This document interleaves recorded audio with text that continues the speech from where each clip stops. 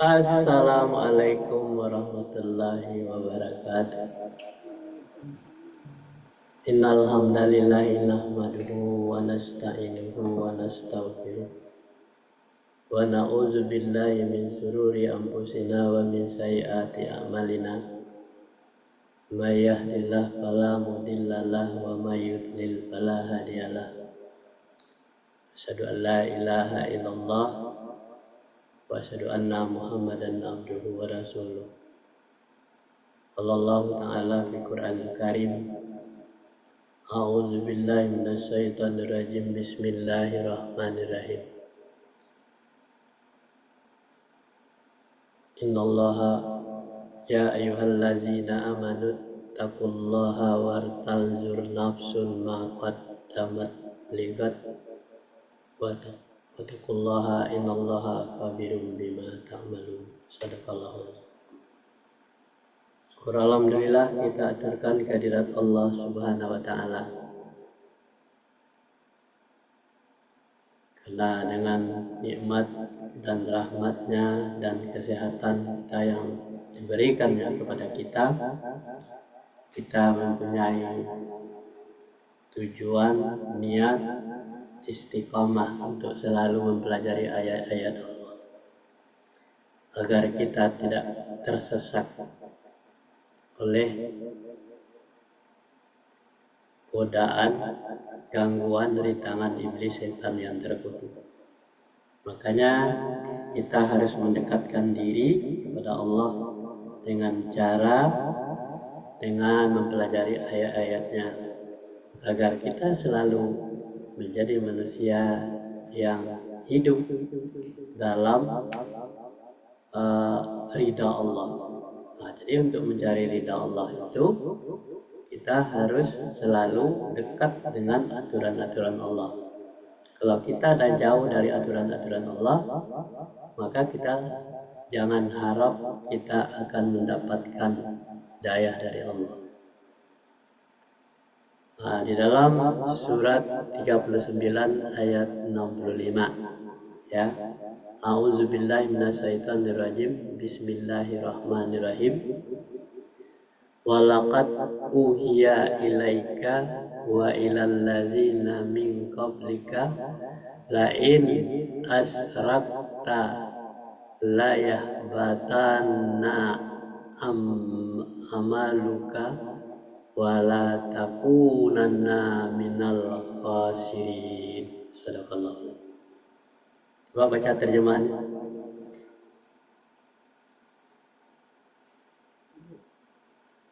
Dan Baca Maryam.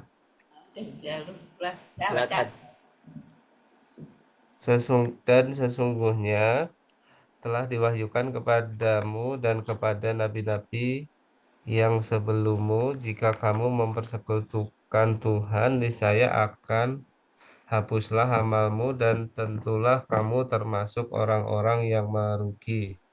Ya, ini jelas di dalam ayat ini, surat 39 ayat 65. Kalau orang bertanya bahwa sesungguhnya telah diwahyukan kepadamu.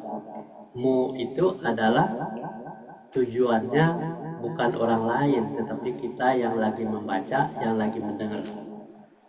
Nah, mu itu adalah ditunjukkan kepada diri kita masing-masing.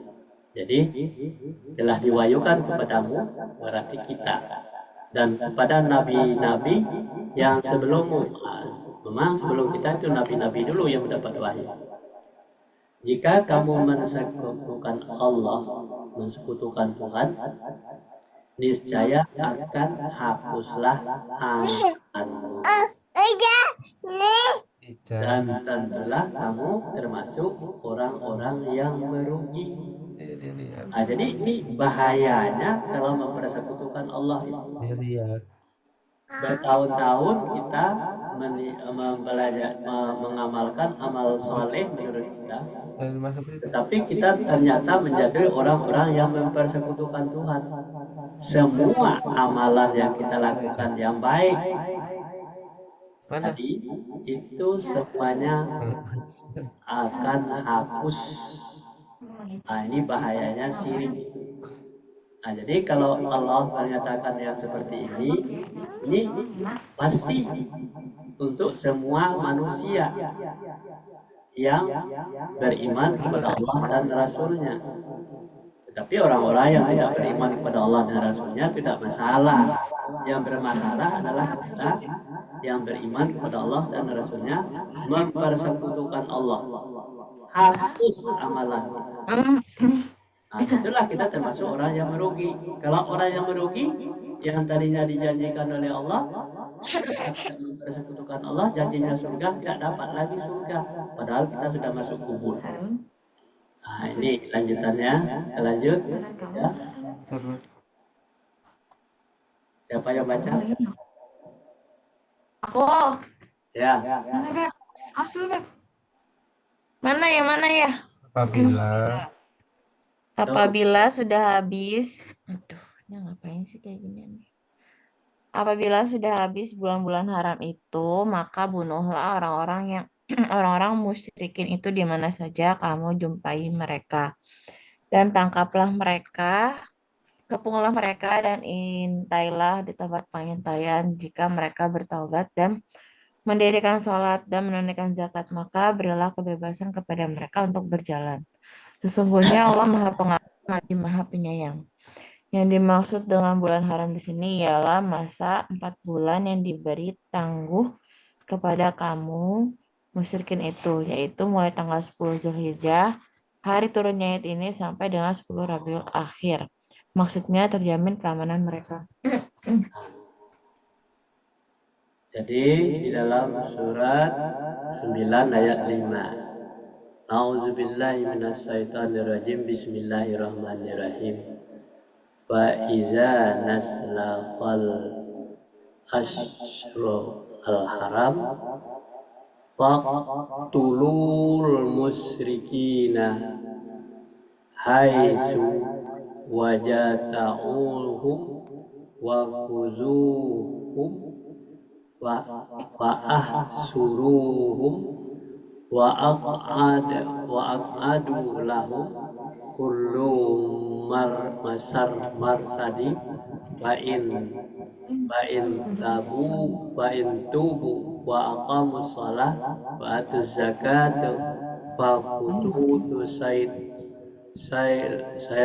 salihun innallaha ghafurur rahim. Apabila ya sudah habis bulan-bulan haram. Nah, jadi bulan-bulan haram itu apabila sudah habis bulan-bulan haram itu, maka bunuhlah orang-orang yang musyrikin itu di mana saja kamu jumpai. Nah, berarti di bulan haram itu tidak boleh membunuh. Kalau sudah habis bulan haram itu boleh membunuh di mana saja kita jumpai mereka. Dan tangkaplah mereka, kepunglah mereka, dan intailah di tempat pengintaian jika mereka itu bertobat. Nah, sudah ditangkap, dikepung, kemudian ditawan, kemudian mereka bertobat dan mendirikan sholat, dia kembali kepada kebenaran, mendirikan sholat, menunaikan zakat, maka berilah kebebasan kepada mereka untuk berjalan. Nah, jadi persyaratannya sudah ditangkap di bulan haram, dia tidak boleh membunuh. Tapi ditangkap saja, ditawan dulu. Tetapi menunggu dia dulu bertobat. Nah, kalau dia sudah bertobat, dibebaskan lagi mereka untuk berjalan. Nah, sesungguhnya Allah Maha Pengampun lagi Maha Penyayang. Apa yang dilakukan dengan kesyirikannya itu, Allah ampuni segala dosanya. Nah, yang dimaksud dengan bulan haram di sini ialah masa 4 bulan yang diberi tangguh kepada kaum musyrikin itu, 4 bulan itu. Nah, itu masa percobaan tahanan itu, yaitu mulai dari 10 Zulhijjah, hari turunnya ayat ini, sampai dengan 10 Rabiul Akhir. Nah, maksudnya terjamin keamanan mereka. Nah, jadi ini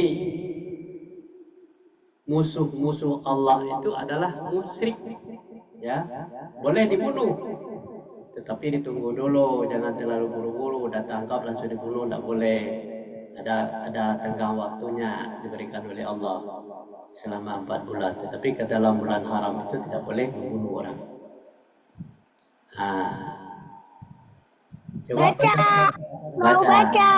Oh ya, Anan. Gini biar terang. Yang mana kek ini? Ya.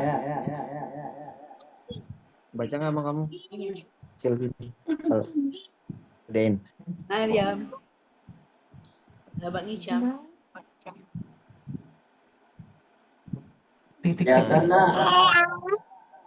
Sabda Rasulullah, aku diperintahkan untuk Memerangi. memerangi mereka menyatakan tidak Tiada. Tuhan yang hak selain Allah, melainkan Allah, jika mereka telah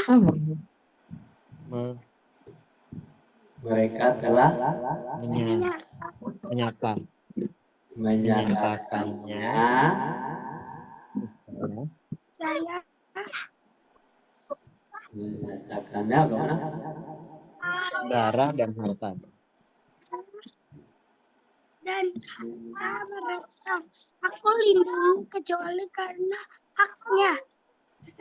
HR. Hadis riwayat.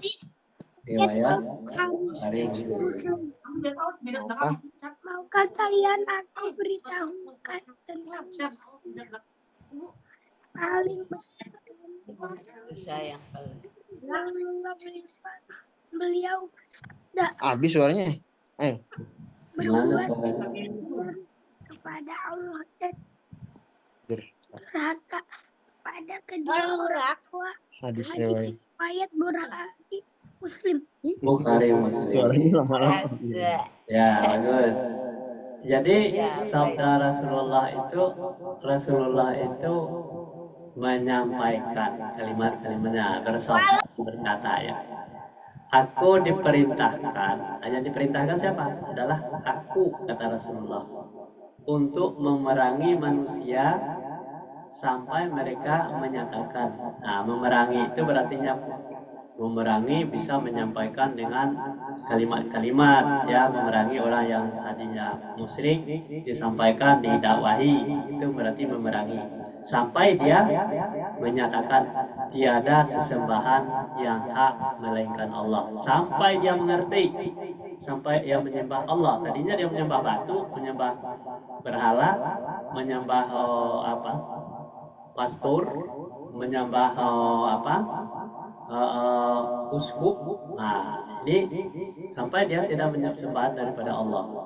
Maka jika mereka telah menyatakan bahwa dia tiada Tuhan melainkan Allah, berarti asyhadu alla ilaha illallah, sebutnya, niscaya darah dan harta mereka aku lindungi kecuali karena haknya. Nah, jadi orang-orang yang tadinya kafir, yang tadinya musyrik, sampai dia mengucapkan kalimat la ilaha illallah Muhammad Rasulullah, maka darah dan harta mereka itu dilindungi oleh Allah karena haknya itu. Nah, makanya haknya muncul lagi kepadanya. Tetapi ketika dia kafir, tidak ada haknya untuk dilindungi oleh Allah itu. Maukah kalian aku beritahukan tentang dosa yang paling besar? Nah, kata Allah, mau. Maukah kamu dikatakan itu? Kami menjawab, ya wahai Rasulullah. Beliau bersabda, berbuat syirik kepada Allah, jadi tidak boleh syirik kepada Allah, dan durhaka kepada kedua orang tua. Ini dua dosa besar tuh. Jadi orang yang syirik kepada Allah, orang yang durhaka kepada orang tua Allah, kepada orang tua, kedua orang tua, itu adalah dosa besar.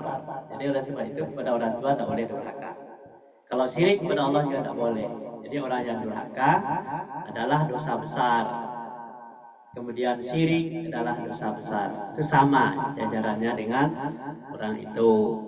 Nah ini kalau kita tidak tahu ini bahwa hadis ini menyatakan bahwa kita durhaka kepada orang tua, tidak mau membantah orang tua, melawan orang tua, kemudian membohongi orang tua, itu sama dengan dosa besar.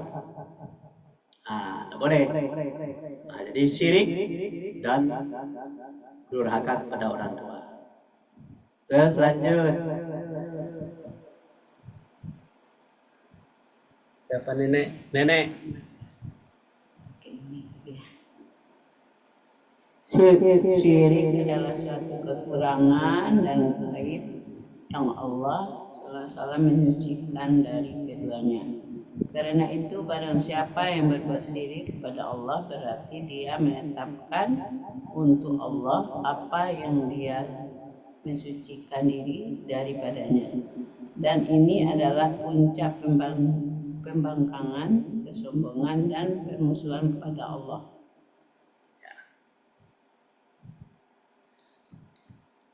Syirik, supaya tahu syirik ya. Syirik adalah suatu kekurangan dan aib yang Allah Subhanahu wa Ta'ala mensucikan dari keduanya. Nah, jadi syirik itu adalah kekurangan dan aib. Aib sebenarnya tidak boleh syirik. Ya. Syirik artinya mempersekutukan Allah. Itu berarti kekurangan. Sudah jelas Allah yang disembah lagi yang lain, itu namanya syirik. Sudah jelas Allah yang disembah, kita menyembah patung, syirik. Sudah jelas Allah yang disembah, pergi ke kuburan, menyembah kuburan, syirik. Sudah jelas Allah yang harus disembah, kita pergi ke dukun, syirik. Nah, itu tidak boleh. Jadi kalau yang disembah Allah, minta aja kepada Allah. Jangan tidak kepada yang lain. Kalau minta kepada yang lain, namanya syirik. Nah, kita harus mensucikan diri dari keduanya. Karena itu, barang siapa yang berbuat syirik, ini peringatan nih kepada setiap manusia. Barang siapa, ini aba-aba, barang siapa yang syirik kepada Allah, berarti dia menetapkan untuk Allah apa yang dia mensucikan diri daripadanya. Berarti siapa yang syirik nih? Berarti ya kan menetapkan untuk Allah bahwa Allah apa yang dia mensucikan diri daripadanya. Dia nanti akan di hari kiamat orang-orang yang syirik itu akan didapati kepada kiblatnya masing-masing, ya kan? Ada yang menyembah Allah, ada yang menyembah patung, ada yang menyembah semut, ada yang menyembah berhala, ada yang menyembah manusia, ada yang menyembah monyet, ada yang menyembah tikus, kan? Ada yang menyembah pohon, ada yang menyembah ikan. Ini adalah orang-orang itu nanti di hari kiamat sujud kepada apa yang dia lakukan di waktu dia kita hidup di dunia ini. Nah, jadi kebiasaan-kebiasaan mereka di dunia, kalau dia syirik, tidak percaya kepada Allah, inilah yang akan terjadi nanti di hari kiamat, yang dibangkitkan. Kemudian ketika dia menyembah kepada semut, kata semut, siapa yang nyuruh lu nyembah semut? Pada kambing, siapa yang nyuruh lu nyembah kambing? Yang disuruh oleh Allah itu adalah nyembah Allah, bukan nyembah semut, nyembah kambing, nyembah kera, nyembah monyet, nyembah pohon, menyembah iblis, ya, menyembah setan. Siapa yang nyuruh? Kan diri sendiri yang membuat kiblatnya berbeda-beda. Dan inilah adalah puncak pembangkangan, kesombongan, dan permusuhan kepada Allah. Jadi kalau musuh-musuh Allah itu orang yang menyembah selain daripada Allah. Satu lagi. Sit.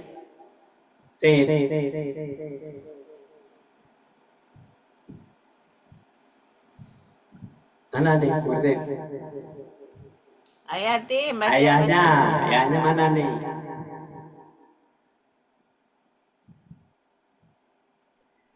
Tadi dipegang gua sama dia. Pak. Jenis syirik. Jenis syirik habis saya.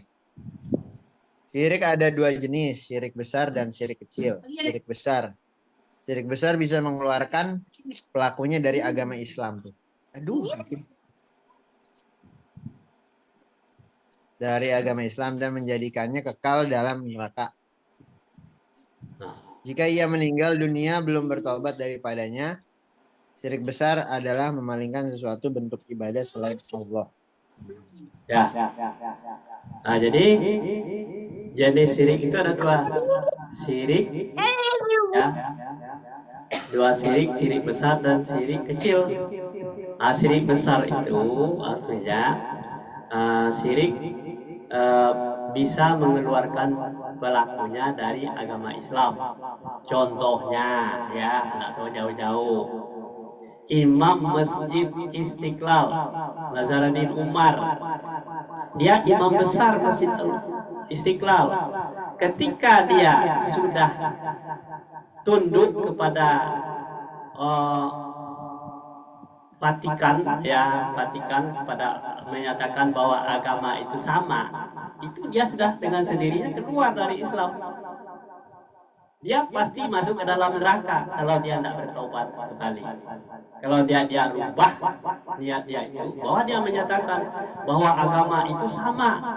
Ini Nazaruddin Umar, imam besar Masjid Istiqlal, menyatakan di dalam ucapannya bahwa agama itu sama sejak dari Nabi Adam sama. Tidak bisa disebutkan itu. Ketika dia mengungkapkan seperti itu, dia tidak kembali kepada Islam yang sebenarnya lagi, bahwa dia mengakui keberadaan agama orang musyrik, orang Nasrani. Berarti kan dia mengatakan agama sama, berarti mengakui dia bahwa agama Islam itu sama dengan agama musyrik, sama dengan orang Nasrani, sama dengan orang kafir. Ini pernyataan yang seperti ini, dia sudah keluar dengan sendirinya dari Islam. Dia akan tempatnya di neraka kalau dia meninggal. Tetapi sebelum meninggal dia bertobat kembali, dia rubah niatnya yang tadi, dia menyatakan bahwa saya sudah salah. Saya minta maaf kepada umat Islam dan minta ampun kepada Allah bahwa saya sudah salah ucapan saya. Boleh. Nah, dia bertobat kembali, dia bisa masuk Islam kembali, mengucapkan asyhadu an la ilaha illallah wa asyhadu anna muhammadar rasulullah. Syirik besar adalah memalingkan suatu bentuk ibadah selain daripada Allah. Yang beribadah, yang datang ke Masjid Istiqlal itu bukan umat Islam, bukan tokoh Islam, tetapi kok cium tangan orang Islam dengan apa itu, dengan pastor yang datang itu, ya, dari Vatikan. Kemudian dia membaca Injil di dalam Masjid Istiqlal itu sendiri. Itu masjid itu kan untuk orang Islam. Kalau dia agama Nasrani kan ada gereja, ada gereja katedral dekat dari situ. Kenapa kok harus masjid? Ini masalahnya, mencampur adukan hak dengan yang batil. Kerja siapa? Nazaruddin Umar sebagai imam besar Masjid Istiqlal. Dia sudah keluar dengan sendirinya dari Islam karena dia sudah melakukan, menjadikan kekal di dalam neraka nanti. Nah, itu mengeluarkan pelakunya dari agama Islam. Islam itu tidak bisa ditawar-tawar. Ketika Nabi Muhammad SAW ditawar oleh orang kafir, "Hai Muhammad, sekali-sekali kamu menyembah agamaku dan sekali-kali aku menyembah agamamu." Apa kata Muhammad? "Walaupun matahari taruh di tangan kananku, bulan di tangan kiriku, nah masalah agama, masalah akidah tidak bisa ditukar-tukar, tidak bisa diperjualbelikan." Apa yang terjadi di imam besar Masjid Istiqlal, Nazaruddin Umar, profesor, doktor, rektor PTIQ, Pendidikan Ilmu Al-Quran. Yang terjadi, dia sudah berpaling dari ilmunya, dari cara Islamnya. Inilah orang-orang contoh ahli kitab yang masuk neraka. Nah, ini ahli kitab nih. Kalau ditanyakan Quran itu tidak ada lagi di apanya, ruangnya, semuanya tahu dia. Tetapi ini contoh ahli kitab yang masuk neraka. Berpaling dia dari ajaran yang sebenarnya. Sampai di sini dulu kajian kita pagi hari ini. Wabillahi taufiq wal hidayah. Assalamualaikum warahmatullahi wabarakatuh. Waalaikumsalam warahmatullahi wabarakatuh. Jadi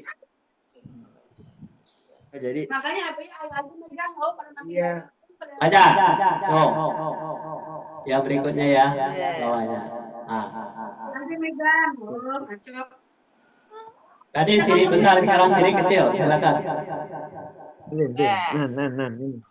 Anan cepat nak. Pegang tangan nenek buruan. Makan apa dia? Oh, minta baca. Coba baca. Awas sayang. Awas tak. Yang kayak gitu ya. Anan. Suaranya yang kencang. Suaranya nggak ada. Dari yang mana? Jangan sirik, Pak. Yang kencang.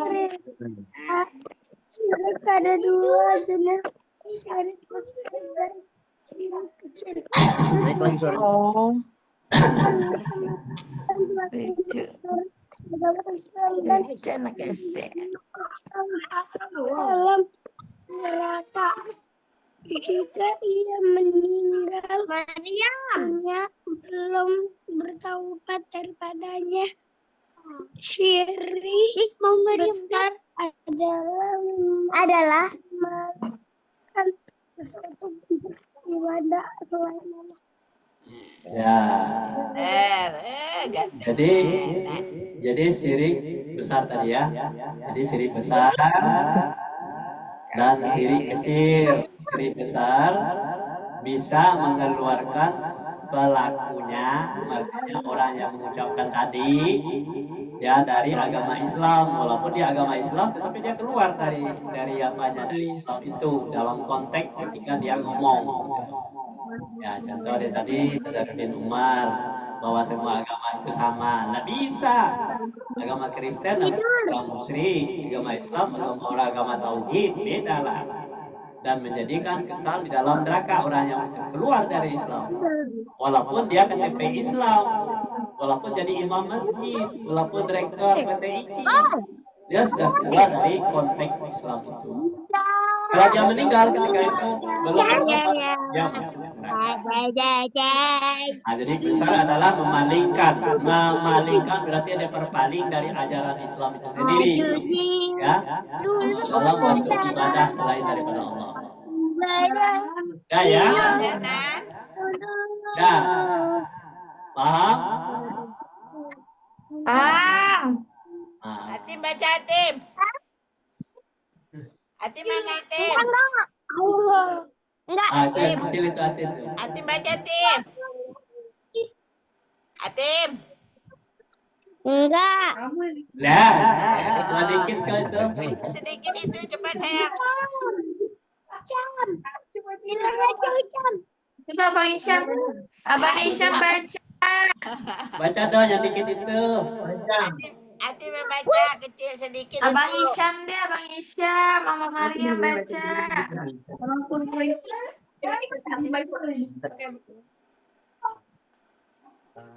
Atim mau baca nggak? Baca teh. Oh, Jigang. Boleh niat dulu. Oh, Jigang. Boleh niat. Besok Atim mau baca nggak tuh? Penuhan. Maria mau jalan-jalan. Beli donat dulu Maria baru tidur. Lah, Atim nggak mau baca. baca Tim. Atim pintar loh.